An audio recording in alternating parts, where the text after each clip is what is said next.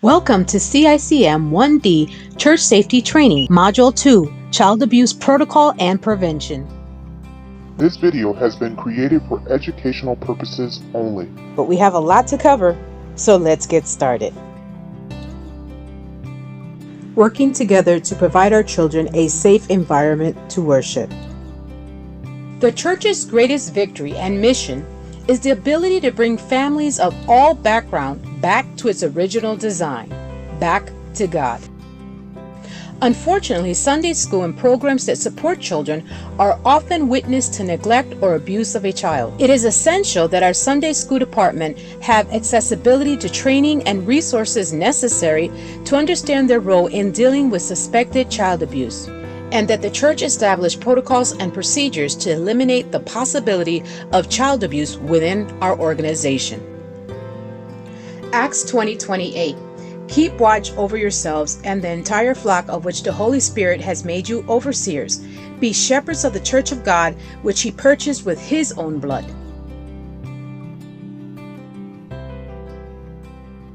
For many centuries, laws failed to protect children from abuse. Children were considered property of their fathers. In ancient Rome, fathers had the authority to sell them or do whatever they saw fit, including beat them. As a result of how the world regarded children, many children were severely mistreated with little to no penalties to the abuser.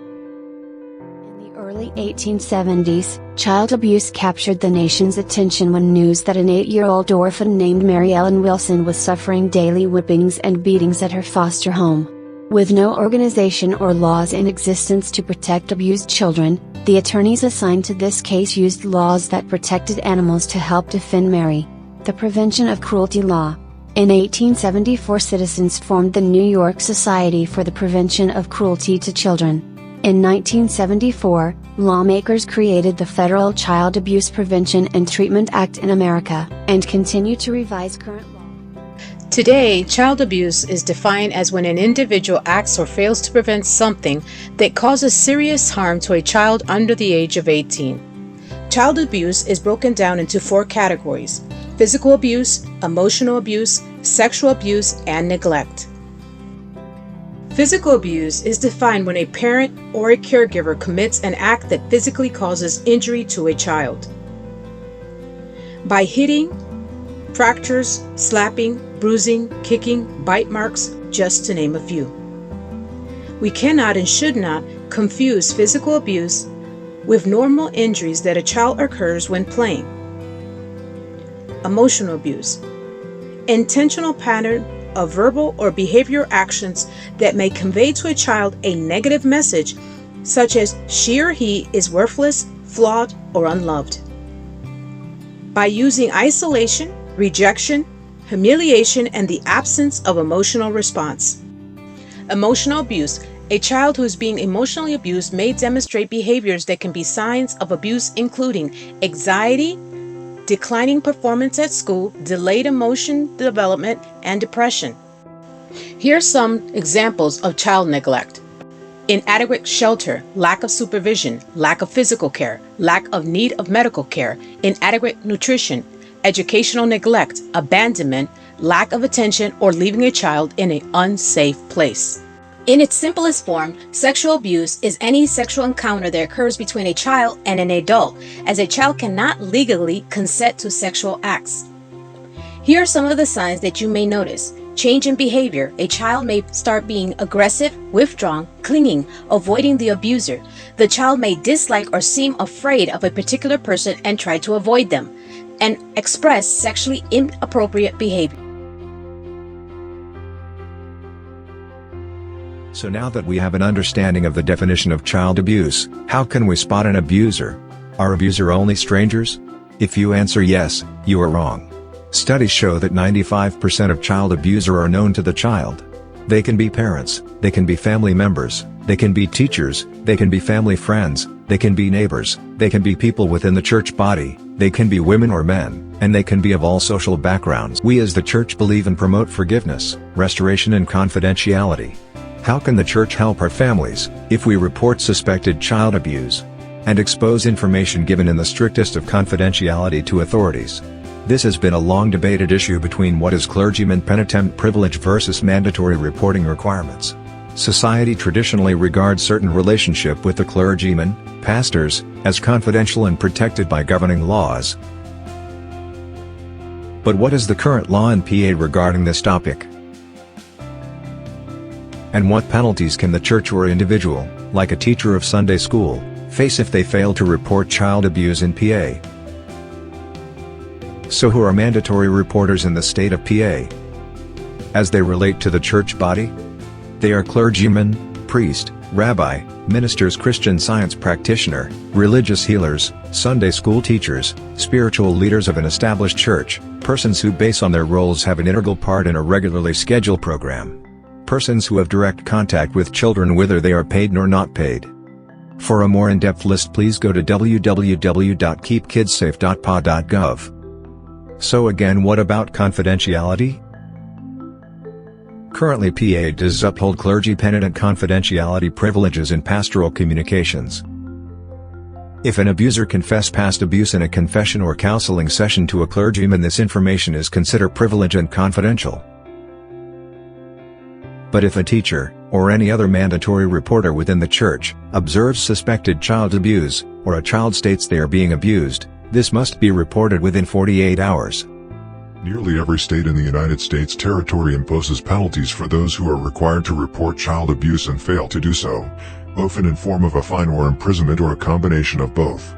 But what are these penalties?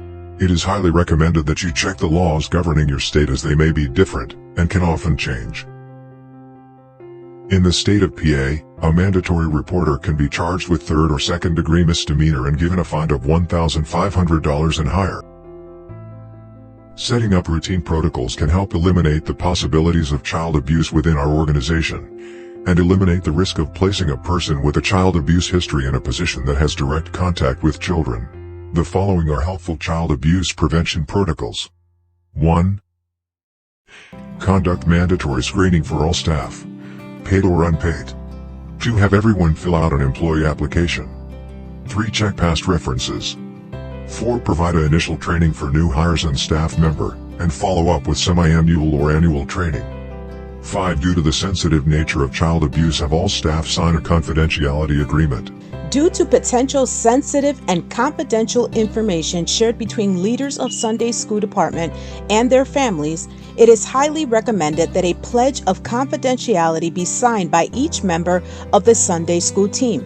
This pledge does not exclude anyone from the reporting laws mandated by governing laws, but is geared for internal purposes only.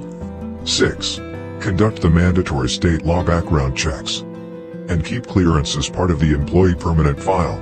In October of 2014, the state of PA passed Act 153, requiring all person 14 and older, with direct contact with children, have a state and or federal clearances done every 60 months.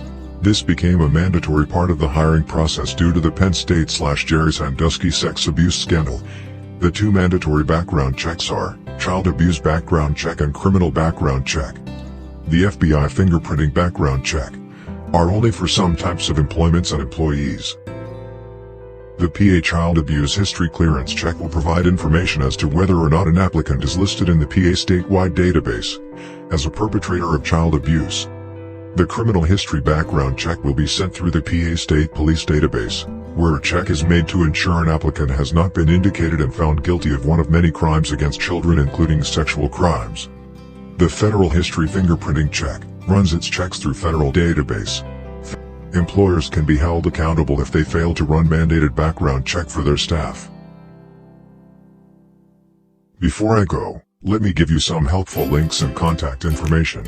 Please take a moment to review the following information.